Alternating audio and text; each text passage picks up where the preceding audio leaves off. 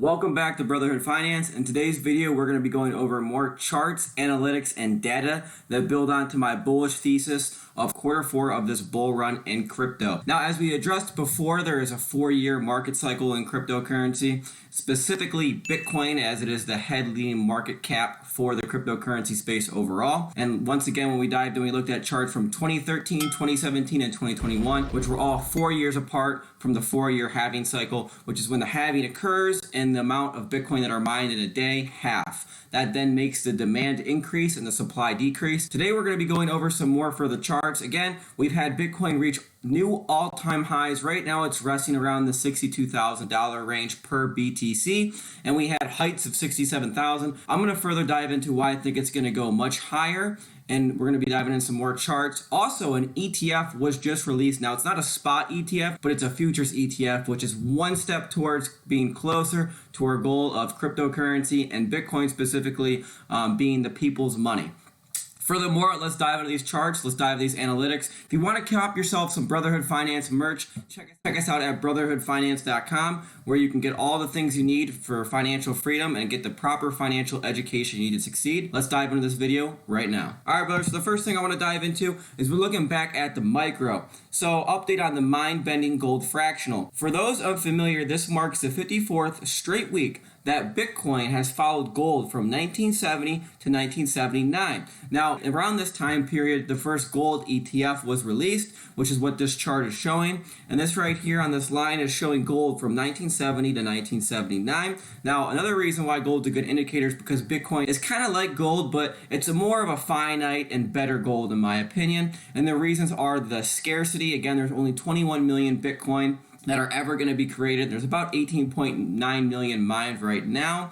And, it's also very fast and easy to transact and send to people, which is another aspect it has over gold. If you're holding a lot of gold. Now, I do like gold and silver, as Robert Kiyosaki likes to say, gold and silver are God's money. However, I just think that Bitcoin has a finite and better values and attributes that put it at a better performing asset vehicle. All right, to furthermore dive into this conversation about Bitcoin and its following of gold, if you look from 1970 1979, both local topped at exactly $1.2 trillion market cap. If it continues, Bitcoin could top at 290K by the end of January. Will we finally deviate? So this is another chart, backing our bullish thesis at Brotherhood Finance. Again, we're not financial advice, but we are a financial education company and channel, so we hope you find massive value. So that's one of the main charts again, so gold compared to Bitcoin. Next chart we're going to be diving into is the total crypto market cap, excluding Bitcoin. So we're up just 200% in 4 years, and this chart is looking ridiculously bullish. And given technical analysis and awareness and adoption and expansion, I think the next 6 to 12 months are going to be discussed for a long, long time. Now, just some further, information on this as well is we know Bitcoin, again, it's part of the 4-year cycle. There's a lot more exposure to Bitcoin right now as well. So back in 2017, when there was the FOMO, the fear of missing out, people were diving into the asset, and that was a lot of retail investors.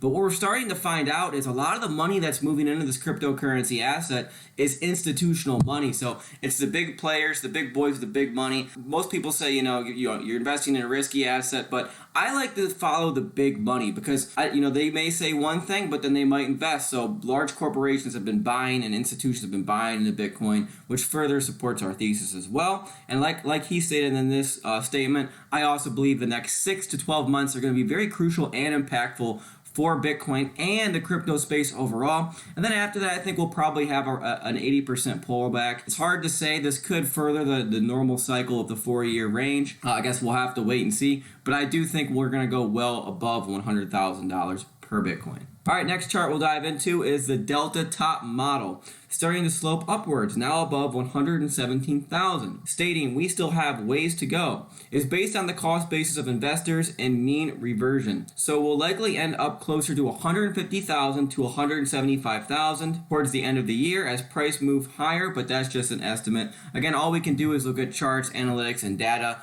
and history, as history does repeat itself, and then we can base our investor knowledge and information to then invest in asset classes. So that's what we do here. That's what we do at Brotherhood Finance. But again, another bullish thesis, the delta, variation model, and the valuation overall. So another bullish chart and thesis as well. Next thing is, look at this. Walmart is installing ATMs, 200 Bitcoin ATMs, with plans to install 8,000 in total. So that's, more people, a lot of people go to Walmart and they shop. So the more that these Bitcoin ATMs and just cryptocurrency ATMs can get out and about, the more exposure the cryptocurrency space is going to have overall as well. Next thing. This is what I was talking about earlier. I was talking about FOMO. So back in 2017, if you look at the peak of this chart, this was when Bitcoin actually reached 21,000. And that's probably the first time you heard about Bitcoin because it was all over the news. People were looking up. So what this right here is this is a screenshot of Google Analytics, and I looked up buy Bitcoin. So if you look right here, we still don't have anywhere near the exposure or the FOMO of people looking up buy Bitcoin. Because what do they do when they want to figure out how to buy Bitcoin? They look it up on Google. So back in 2017, we were at super highs. People wanted to get involved. So I think once we reach that 100,000 and we cross the $100,000 mark per Bitcoin, that's when we're going to see a lot of FOMO. That's when we're going to see a lot more exposure. And that's where I think we could probably go on a parabolic run in crypto. Now there's two ways I think this is going to go out. I think we'll probably reach 100,000 and we might not go parabolic and there might not be the FOMO like there used to be in 2017.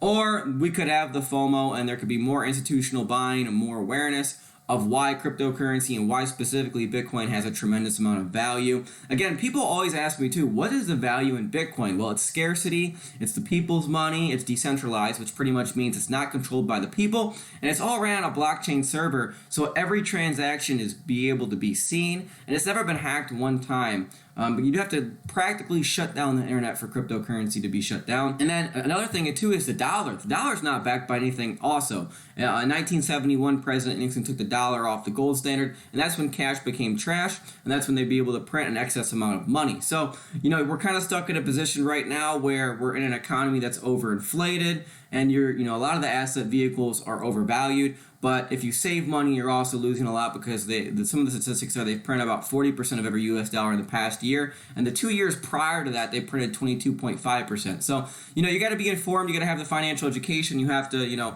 be strategic with your money, especially in the next coming years, as there could be a crash here coming soon. Not trying to scare you guys, but there's a lot of long-term debt cycles and crazy things going on right now. So that's why my game plan is, stay in crypto and then probably get out of crypto and sit on some cash and then wait for the crash and then increase my return on investment on the upside. But that's just some further information. Again, that's not financial advice. I hope you found massive value in this video as always. Those are the charts we were going to be diving into today. I hope you enjoyed the video, and if you did, make sure to smash the thumbs up button down below. And if you had not yet subscribed to our YouTube channel, make sure to do that as well. I appreciate all the love and support on this journey as always. Have a good rest of your day. Appreciate it. Peace.